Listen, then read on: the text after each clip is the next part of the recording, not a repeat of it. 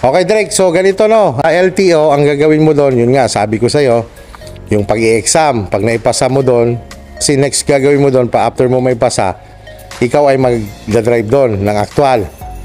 So, pag tinawag na ang pangalan mo doon sa practical, ibibigay ni evaluator sa'yo yung susi ng sasakyan. So, pupuntahan mo na yung sasakyan, ituturo niya naman yon. Ang una-una mong gagawin doon, pre-inspection ka. Yung pre-inspection, yung pagbubukas ng hood.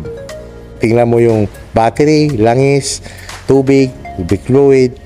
So, yun ang gagawin mo. Siyempre, ituturo ko sa iyo ngayon kung paano mo mabubuksan yung hood.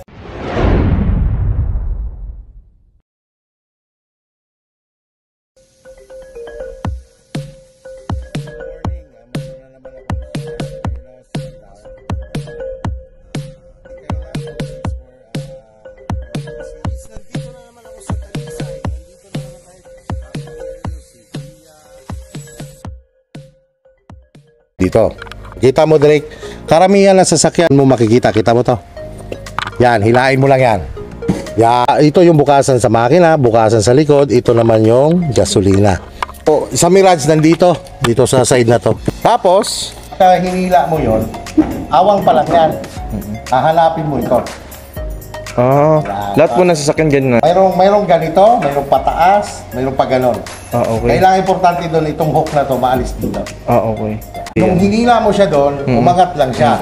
Ngayon, kailangan mo siya maalis dito, yung hook, no? Para matuluyan mo siyang maiangat. Pag upo mo sa loob, huwag mong kakalimutan yon. Bawat galaw mo doon may score, may points. Pagpasok mo, ang una mong gagawin ay i-adjust yung upuan. Yung sa baba, yung sa komportable yung paa mo.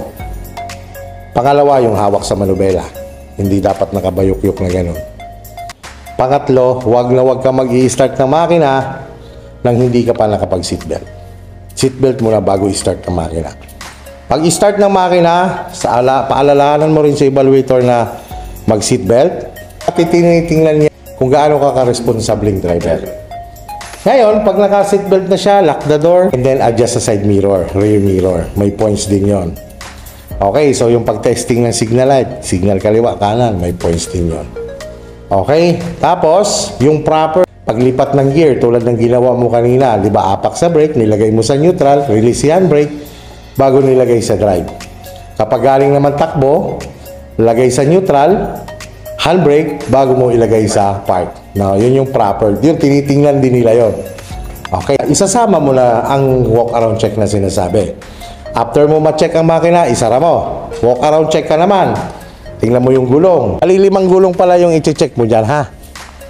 Sige, buksan mo likod. Yan. Ngayon, syempre, i-check mo ang basta kotse, nandito spare tire, ha? Tapos, ito, jack, tire rings, early warning device. So, after mo ma-check, yun nga, upo ka na sa loob.